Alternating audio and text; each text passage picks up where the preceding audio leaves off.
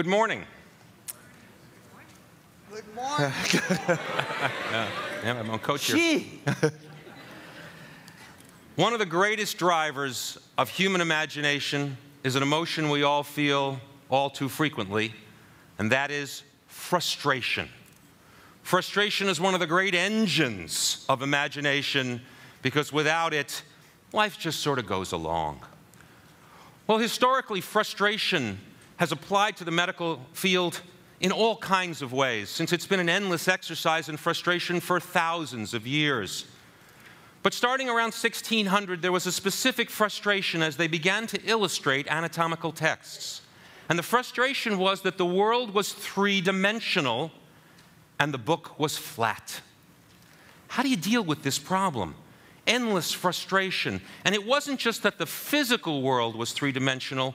In the 17th centuries, the 16th centuries, etc., they imagined that there were spiritual worlds sitting on top of the physical world, invisible spiritual worlds, and they needed to illustrate that along with the physical three-dimensionality. So we go to 1661, and a solution appears in Germany.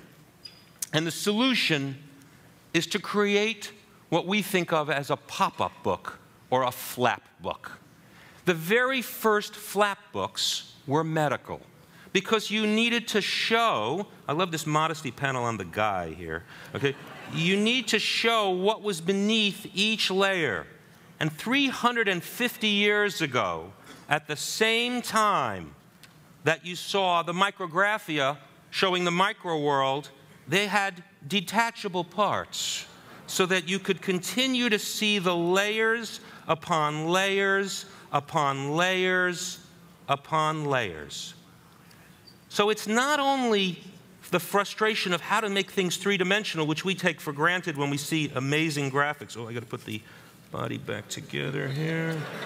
This is my surgical skills at work. I know some surgeons going to up, you put the heart in the wrong place. Okay. But those same images apply here. Let's zoom in. This is a medical book, but look here. There's Adonai here. There's levels of God watching you, not just the devil here if you don't do so well. Okay? All throughout the book, endless layers upon layers upon layers. 350 years ago, they attacked the problem of dimensionality with layers. They didn't just take layers of medical things, as I mentioned. This is an entire image of layers of fantasy. So here, they're taking reality, and then underneath it, you see the peacock and the sun here. The life forces are attempted to be illustrated too. They took very seriously the nature of illustrating spirituality. Only a few years later, as in 200, these same technologies go to work in obstetrics, where you begin to teach obstetrics using paper layers. Before there was color printing, before there were acetate overlays, before there were movies and videos, doctors were taught in the 1830s and 1840s in obstetrics books with layers upon layers of where to put the forceps, how to exactly pull the baby out. So, frustration may be a bad thing, and we look today, of course, at three-dimensional television and we say, how could it not be three-dimensional?